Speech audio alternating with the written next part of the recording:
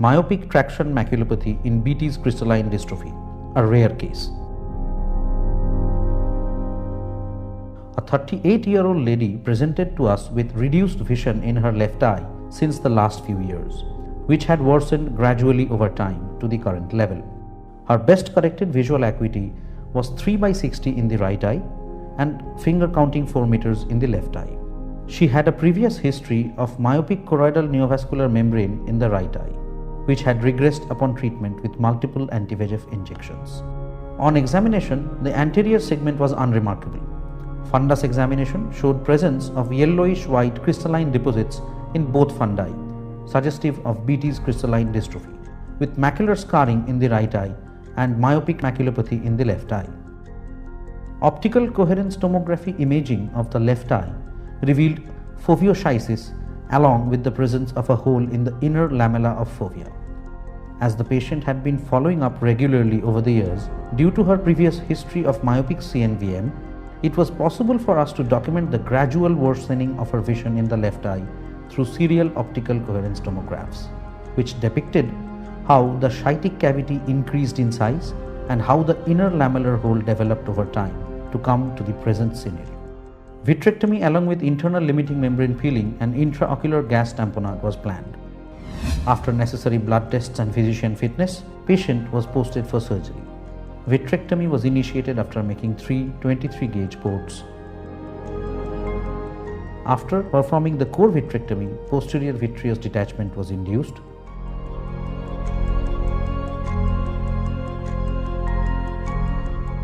And the vitrectomy completed peripherally with the help of triamcinolone acetonide. The myopic fundus of the patient was clearly visible, along with the yellowish-white deposits characteristic of Beattie's crystalline dystrophy.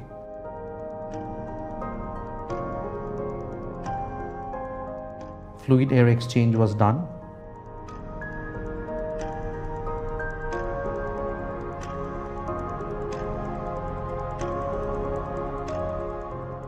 Brilliant blue-green dye was injected into the vitreous cavity and kept for a minute to achieve satisfactory staining of the internal limiting membrane. The vitreous cavity was again filled with fluid before proceeding further.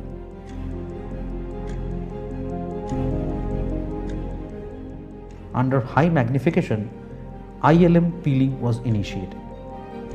A finesse loop was used to roll up the edges of the ILM in a circular fashion around the macula.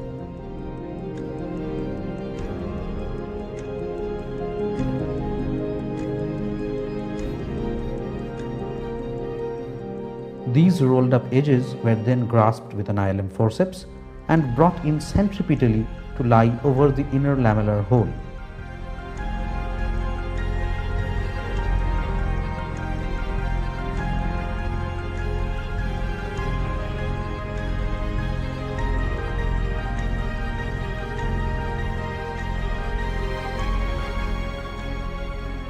ILM peeling was extended further till the arcades.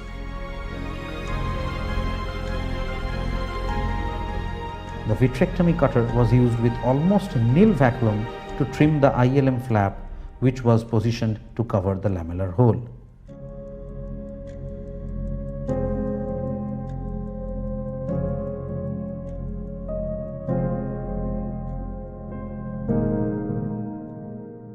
Fluid-air exchange was repeated.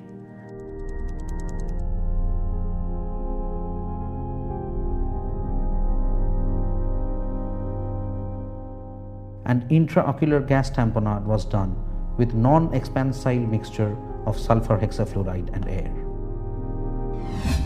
In the postoperative period, the patient was put on topical antibiotics, steroids and cycloplegic agents and advised for prone positioning for a period of 8 to 10 hours per day for a week's time.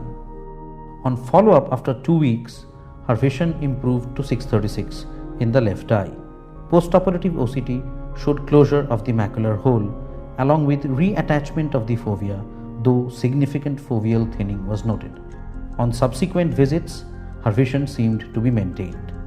Thus, a planned surgical approach in the described scenario helped in stabilizing the vision of the patient, having a rare combination of myopic traction maculopathy and Beattie's crystalline dystrophy. Thank you.